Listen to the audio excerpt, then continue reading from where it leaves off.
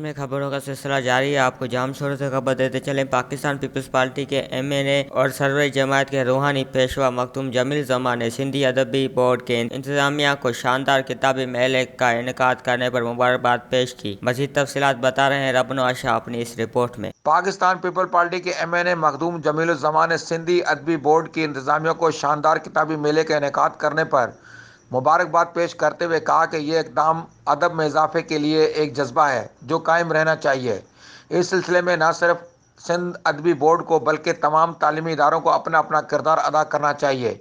इन ख्यालात का इज़हार उन्होंने सिंधी अदबी बोर्ड में 3 रोज़ा किताबी मेले के इफ्तिताह के दौरान सहाफ़ियों से गुफ्तगू करते हुए किया।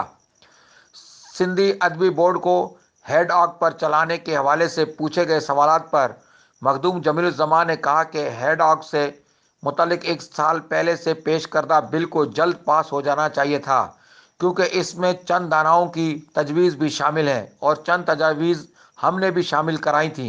ये बिल जल्द पास हो जाना चाहिए ताकि सिंधी अदबी बोर्ड के माली बिलखसूस इंतज़ामी मामलात में किसी भी किस्म की रुकावट पेश ना आ सके। इस मौके पर चेयरमैन सिंधी अदबी बोर्ड मखदूम सईदुज़्ज़मा आतिफ ने कहा कि सिंधी अदबी बोर्ड ने अपने क़याम से लेकर आज तक सिंधी अदबी और सिंध ज़ुबान की भलाई और बेहतरी की खातिर सरगर्म अमल रही है। गुज़श्ता आधी सदी की तारीख में बोर्ड की जानिब से 642 किताबें शाया कराई गई हैं।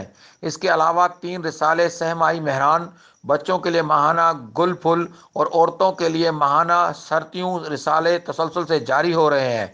उन्होंने कहा कि सिंधी अदबी बोर्ड ने सिंध में इल्मी और अदबी माहौल पैदा करने में अपना मिसाली किरदार अदा किया है। वधीक ख़बरनि ऐं तफ़सील जे लाइ विज़िट कयो असांजी वेबसाइट awami news hd.com ऐं ॾिसंदा रहो Awami News HD।